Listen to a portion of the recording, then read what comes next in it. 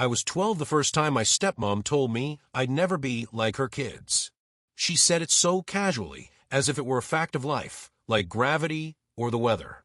Her son Marcus was the basketball star. Her daughter Claire was the straight-A student with a violin scholarship. And then there was me, the extra. That's what she liked to call me when she thought I couldn't hear. My dad had remarried after my mom passed away. I think he was just desperate for companionship, for someone to cook dinners and keep the house feeling alive again. But what he didn't notice was how his new wife, Sharon, slowly turned me into the family's punching bag. At every dinner, she would brag about Marcus's points scored, Claire's trophies polished, and lined up like soldiers on the mantle. Then she would glance at me and ask, "And what about you? Any accomplishments?" At first, I tried. I joined our club, I practiced piano, I brought home essays with red AS on them. But nothing seemed to count. "Cute," Sharon would say, her lips curling into that smirk. But not really success. The worst part was how Dad stayed silent. Maybe he thought she was pushing me to be better. Maybe he didn't realize how deeply those words cut. But I knew then that in this house, I was never going to be enough. And so, a seed of quiet determination planted itself inside me. If they thought I'd never match Marcus or Claire, then I wouldn't just match them. I'd find a way to surpass them in something they couldn't even dream of. I just didn't know yet what that would be. By the time I was in high school, the comparisons had become a daily ritual. If I scored a 92 on a math test, Sharon would sigh and say, "Claire got a 98 when she was your age." If I made the soccer team, she'd remind me Marcus had been team captain. It didn't matter what I achieved, there was always a way to make it look smaller. Even the little victories, like my part-time job at the bookstore, were twisted into failures. "My kids don't have time for minimum-wage jobs," she once announced at dinner. "They're too busy building real futures." I swallowed my embarrassment while Claire smirked and Marcus scrolled on his phone. At night, lying in bed, I repeated the same promise to myself. One day, I'll show them. But I never said it out loud. I learned silence was safer. After graduation, things only got worse. Sharon hosted a backyard party to celebrate Claire's full scholarship and Marcus's offer to play Division I basketball. When relatives asked about me, she clapped a hand on my shoulder and said, "Oh, he's figuring things out. Not everyone can be a star." I stood there, holding a paper plate of potato salad, smiling as if her words didn't sting. But that night, when the house was quiet, I opened my laptop and started researching schools, programs, jobs, anything that could get me out of that house and out from under her shadow. I didn't want to just escape. I wanted to build something so solid that not even Sharon's voice could shake it. And that's when I stumbled on the thing that would change everything. The night I found it, I was scrolling through college websites, trying to figure out what I could realistically afford. I knew my dad wouldn't pay for me the way he did for Claire and Marcus.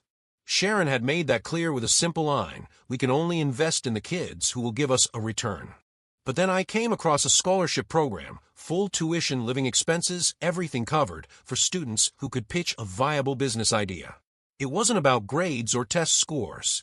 It was about creativity, persistence, and potential. For the first time in years, I felt like maybe the playing field was level. I had always loved tinkering with things, old computers, secondhand gadgets, anything broken that I could bring back to life. I started drafting an idea about refurbished electronics, affordable tech for students who couldn't buy the latest models. I worked on that pitch every night for months, scribbling notes in spiral notebooks, testing repairs on discarded laptops I found at thrift shops. While Claire was at debate practice and Marcus was at games, I was hunched over a workbench in the garage, my fingers covered in dust and solder burns. When the acceptance email came the following spring, I nearly dropped my phone. Not only had I been chosen, but they called my proposal one of the strongest they'd seen. I had a full ride to college and a seed fund to actually start my project. I didn't tell anyone right away. I wanted to savor it for myself. Just once, I wanted to hold on to a win without Sharon turning it into a joke. But secrets don't stay hidden forever, and mine was about to spark a reaction I'll never forget. When the letter finally arrived in the mail, Sharon was the one who grabbed it first. She stood in the kitchen, tearing open the envelope with that nosy smirk she always wore whenever my name appeared on anything official. "What's this?" "Another rejection?" she said, waving the paper before even reading it. Then her eyes froze. I'll never forget how her lips pressed tight as she scanned the words. My dad looked up from his coffee. "What is it?" Sharon cleared her throat. "Apparently, he got a scholarship." For the first time in years, my father's eyes lit up.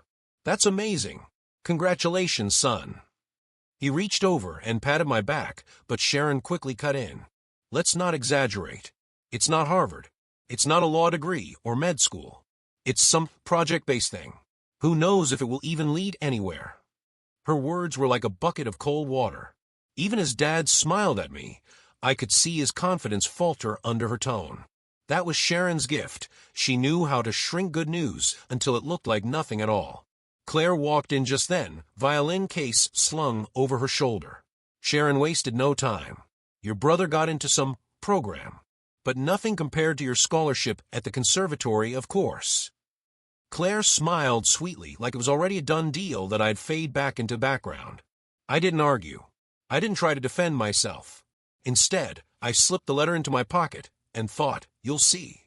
One day you'll all see." What none of them realized was that I wasn't just going to school. I was about to start building something that would make all their trophies and scholarships look like toys. College was the first place I ever felt free. Nobody cared that I wasn't Marcus the athlete or Claire the prodigy. They only cared about what I could create. And for once, that was enough. I threw myself into the business incubator program. My refurbished electronics project grew from a sketch in a notebook into an actual company with a name, a website, and my first handful of customers. Students lined up to buy affordable laptops that worked just as well as the new ones. Word spread fast.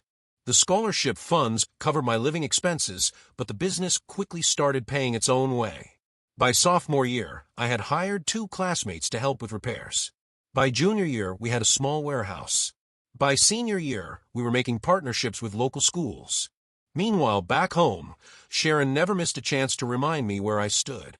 Phone calls with Dad always included her voice in the background. "Marcus just signed with a semi-pro team," or "Claire's performing at Carnegie Hall this spring." Then, almost as an afterthought, "And what about you? Still playing with junk computers?" I let her words roll off me, but they carved deeper than I admitted. I wanted to shout through the phone that I was running a business, that I had investors, that I was building something real. But I held back. It wasn't time yet. I promised myself that when the moment came, I wouldn't just tell her. I'd show her in a way she could never deny. And that moment came sooner than I expected, at a family gathering where Sharon's smug smile finally cracked. It was Thanksgiving my senior year.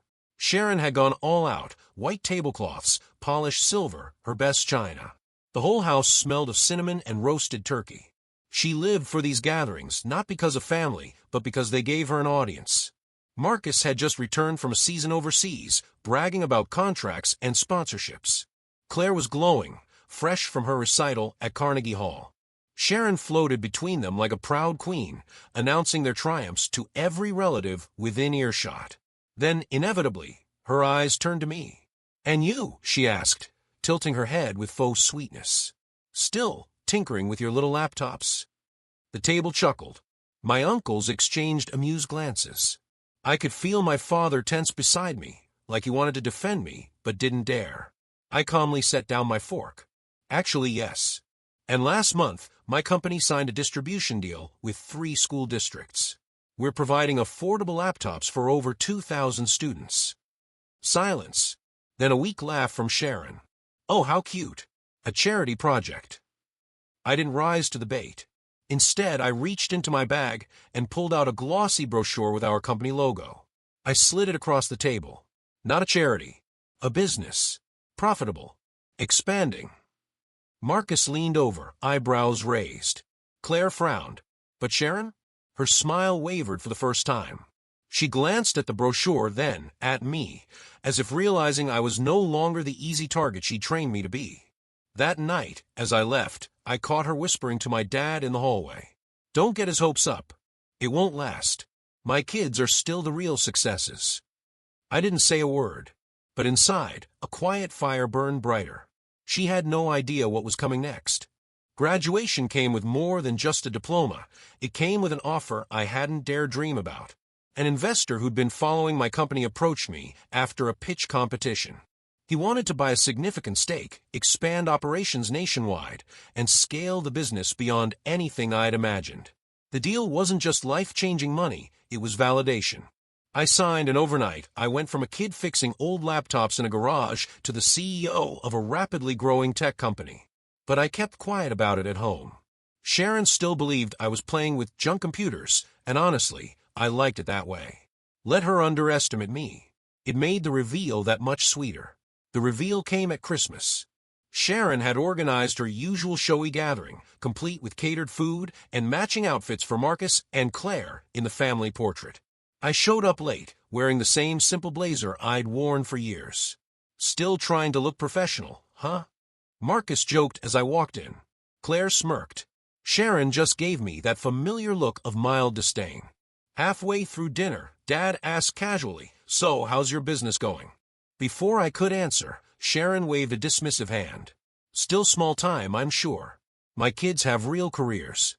Marcus is negotiating with scouts in Europe, and Claire's performing in Paris next month." She smiled at me like it was the punchline. "But I'm sure he's doing something." I nodded slowly, then reached into my pocket. I placed a key on the table. A small, shiny key with a logo etched on it. "What's that?" Claire asked. I looked Sharon straight in the eye. "It's the key to my new office building. I bought it last week." For the first time in my life, she didn't have a comeback. The silence after I laid that key on the table was thick, almost uncomfortable. My cousins craned their necks to see it. Marcus raised an eyebrow. Claire's fork clinked against her plate. But Sharon, her face froze like a porcelain doll with a crack running down the middle. "You bought a building?" she finally asked, her voice sharp. "Downtown," I said calmly. 3 floors. Enough space for our headquarters, labs, and a training center. The deal closed last Friday. Dad blinked, stunned. "You own an office building?" I nodded. "Paid in full." Sharon's lips twitched, searching for her usual cutting remark. "Well, that's risky. Real estate isn't for amateurs. I hope you know what you're doing." I smiled. "Don't worry. The lease agreements from 2 of our tenants already cover the operating costs. The rest is profit." A low whistle came from one of my uncles. "That's impressive, kid." For once, the spotlight wasn't on Marcus's contract or Claire's recital. It was on me, and Sharon hated it. She tried to change the subject, bragging again about Claire's Paris trip, but the energy at the table had shifted. People wanted to hear about my company, about the building, about how I managed it all before turning 25. That night, as I left, Sharon stopped me at the door. Her smile was tight, brittle. "Don't think one purchase makes you successful," she hissed. "You'll never truly match my kids." I looked her in the eye, calm and steady. "I don't have to match them, Sharon. I've already passed them." Her face flushed, but she had no reply. And for the first time in years, I walked out of that house feeling taller than Marcus, louder than Claire's violin, and freer than I'd ever been. Word spread quickly after that Christmas dinner. Relatives who had ignored me for years suddenly wanted to know more about my little business. Invitations rolled in, from cousins who once laughed at me, from uncles who used to shake their heads at Sharon's comments. Even Dad looked at me differently, with a pride I hadn't seen since before he remarried. But Sharon? She doubled down. At every opportunity, she tried to downplay my success. "Real businesses last decades," she told anyone who'd listen. "Let's see if he's still around in 5 years." She couldn't stand that the spotlight no longer belonged solely to Marcus and Claire. Marcus himself grew quieter around me. His semi-pro contract was shaky, and injuries had started to chip away at his career. Claire was still talented, but music didn't exactly pay the bills. Meanwhile, my company was expanding faster than I could have imagined. We were signing contracts with entire school districts, branching into affordable tablets, even getting interest from international investors. One night, I got a call from Dad. His voice was hesitant. "Your stepmom's been worried. She says you're taking unnecessary risks. Are you sure you can handle all this?" I laughed softly. "Dad, I'm fine. Really. You don't need to worry about me anymore." There was a pause, then a sigh. "I know. I just wish I'd defended you more when you were younger. She was too hard on you." His words hit me harder than I expected. All those years of silence, and now, finally he admitted it. But instead of bitterness, I felt something else, closure. Because the truth was, I didn't need Sharon's approval anymore. And soon I was going to prove, in front of the whole family, just how far I'd come. The final showdown came at Claire's birthday party, a lavish dinner Sharon had organized at a high-end restaurant. As always, she made sure the relatives knew about Claire's recital tours and Marcus's comeback season. I sat quietly, sipping water, letting them talk. But when Sharon turned to me with that familiar smirk, "And what about you? Still patching up old laptops?" I knew it was time. I pulled out my phone and mirrored it to the restaurant's projector screen. A video played, the ribbon-cutting ceremony of our new headquarters. Local news anchors were there, cameras flashing, kids from underfunded schools cheering as we handed out free laptops.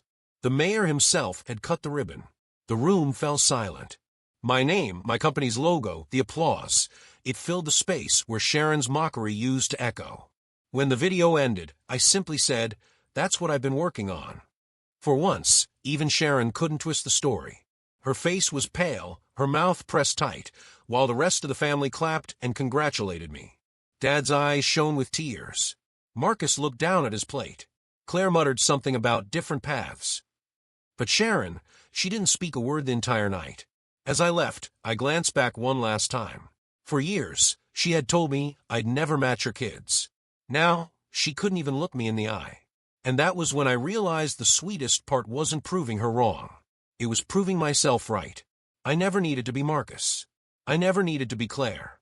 I only needed to be me, the kid she underestimated, who built something her perfect children could never buy. And that was more than enough.